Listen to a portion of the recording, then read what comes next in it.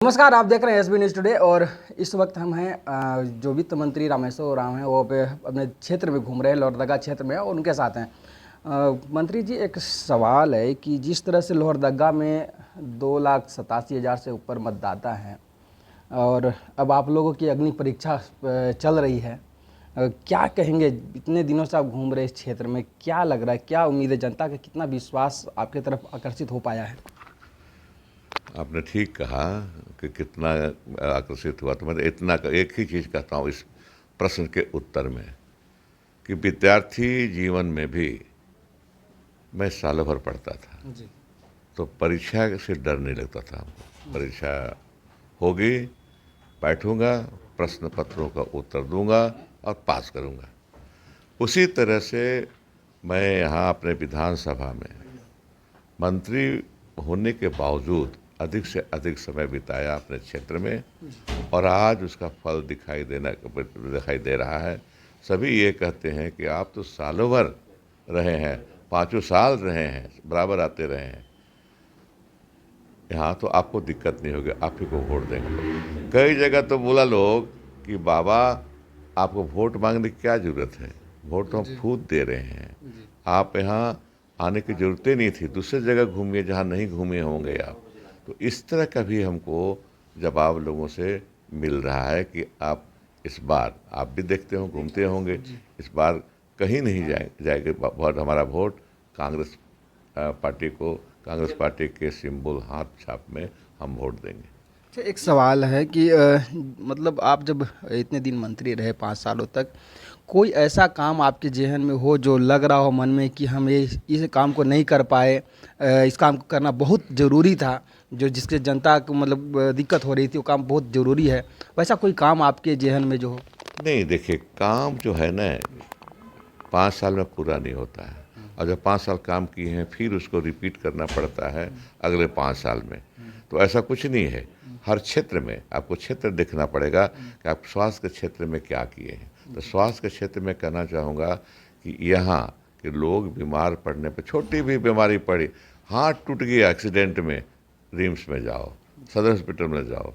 हमने इसको, इस तकलीफ को दूर करने के लिए यहाँ 100 बेड का हॉस्पिटल बनवा रहा हूँ मैं, है ना, 100 बेड का। अब उनको रिम्स जाना नहीं पड़ेगा, सदर हॉस्पिटल जाना नहीं पड़ेगा, प्राइवेट हॉस्पिटल में जाना नहीं पड़ेगा, डॉक्टर्स रहेंगे, हॉस्पिटल है 100 बेड का, सदर हॉस्पिटल के अलावा ही ये अब ये है, और उनको यही इलाज उनका यही होगा। इस तरह से बहुत सी चीज़ें, सड़कें से पहले सड़कें बनती थी, नई सड़कें, पुराने सड़कें जर्जर अवस्था में रहती थी, इस बार से हम लोग ने शुरू किया है। मैंने ही सुझाव दिया था ग्रामीण विकास मंत्री को कि नहीं, पुरानी सड़कों को हम मरम्मत करें, उसका जीर्णोद्धार करें। इस बात से शुरू हुआ है, पूरे झारखंड में हो रहा है। यहाँ सबसे ज़्यादा हम लिए हैं काम, जीर्णोद्धार का काम ही सबसे ज़्यादा है। हमको याद है कि लगभग 34 सड़कों का जीर्णोद्धार इस जिला में अभी हो रहा है, फिर आगे भी करेंगे। तो लोहरदगा की जनता हो चाहे पूरे झारखंड की जनता, चूँकि आपने पूरे झारखंड की जनता के लिए सोच करके निर्णय लिया था जब आप मंत्री थे तब, बहुत सारे आपके अलावा भी आपके विपक्ष के लोग आ रहे हैं, नए नए वादे कर रहे हैं। अगर बात करें भाजपा की तो वो कहता है कि SC ST और OBC का छात्रवृत्ति को दुगना किया जाएगा, वृद्धा विधवा पेंशन जो 2500 तक किया जाएगा। इस तरह के योजनाएं यार कितना फर्क डाल पाएंगे आपके लिए और इस राजनीति के लिए? बीजेपी के लिए तो यही कहूँगा कि इनके वादे झूठे होते, गलत होते। हम पहले कर चुके हैं, दोगुना तो हम पहले कर चुके हैं। छात्रवृत्ति की जो राशि है उसको बढ़ा चुके हैं हम, ये क्या बढ़ाएंगे? ये तो 18 साल रहे, 16-17 साल जो भी रहे, ये नहीं बढ़ाए। हम लोग आ करके छात्रवृत्ति की राशि की वृद्धि की है, सभी क्लासों में, स्कूल का हो या कॉलेज का, दोनों जगह हम लोग छात्रवृत्ति की राशि को बढ़ा दिए हैं। तो व्यर्थ की बात बोल रहे हैं कि बढ़ा देंगे, क्या बढ़ा देंगे? भरमा रहे हैं लोगों को। और ये जो विधवा पेंशन या वृद्धा पेंशन के 2500 की तक ले जाने की बात कर रहे हैं, शायद इससे कहीं लोक लुभावन है, लोग जनता ये कर रहे हैं, हम लोग तो कर रहे हैं, ये कह रहे हैं, दोनों मंत्र देखिए, ये वादा कर रहे हैं, हम ऑलरेडी कर रहे हैं।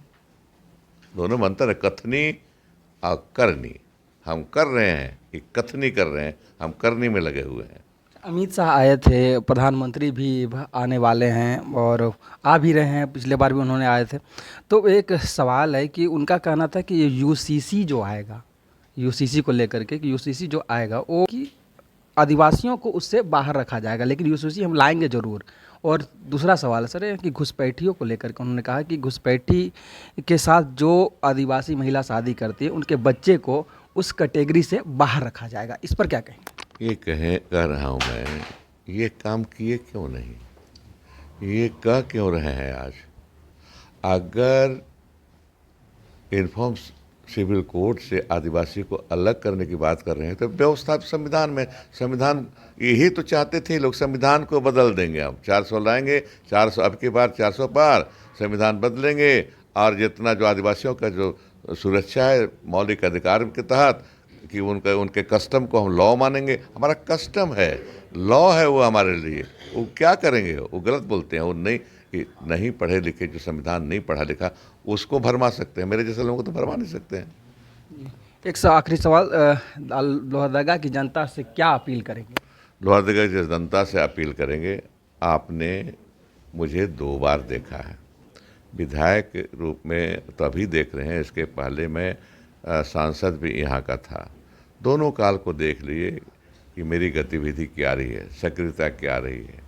पहले तो मैं आपसे गांव-गांव जाके भेंट करता हूँ, मुलाकात करता हूँ, आपके समस्याओं को सुनता हूँ और वहीं से पदाधिकारियों को टेलीफोन करके उसको सुलझाने की, उसके निराकरण की बात करता हूँ। ये आप हमारी आदत को जानते हैं।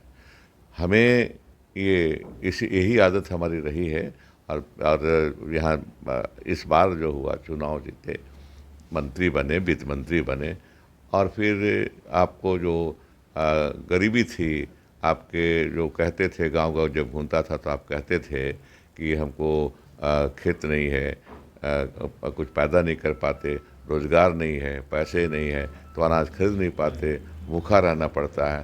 तो क्या मैं आपके लिए हरा कार्ड, राशन कार्ड लेके नहीं आया?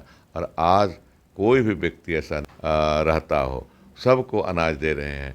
इतना ही नहीं, हम चावल ही सिर्फ नहीं दे रहे हैं, हम आपके साथ वो लोग खिलाते थे माड़ भात, हम तो खिला रहे हैं दाल भात। हम यही करेंगे और फिर आगे भी आपके सेवा में लगे रहूँगा मैं। तो यही हमारी आपसे अपील है कि मुझे दोबारा मतदान दे करके विजयी बनाए, विधानसभा में भेजें, मैं आपकी सेवा करता रहूँगा। तो यह थे वित्त मंत्री डॉक्टर रामेश्वर उरांव, जिन्होंने साफ तौर पर कहा कि कुछ चीज़ें जो होती है वो एक बार में, एक टर्म में पूरा नहीं हो पाती हैं, इसलिए दोबारा अगर हमें मौका मिला, दोबारा हम अगर आते हैं तो सारी चीज़ों को पूरा करेंगे। और अगर आपने हमारे कामों को देखा है, कामों को पसंद किया है तो हमारे साथ ज़रूर आएँ। हालांकि यह भविष्य की गर्भ में जनता किस ओर मुड़ती है, यह देखने वाली बात होगी। 23 नवंबर को पता चल पाएगा कि कौन किसके साथ है।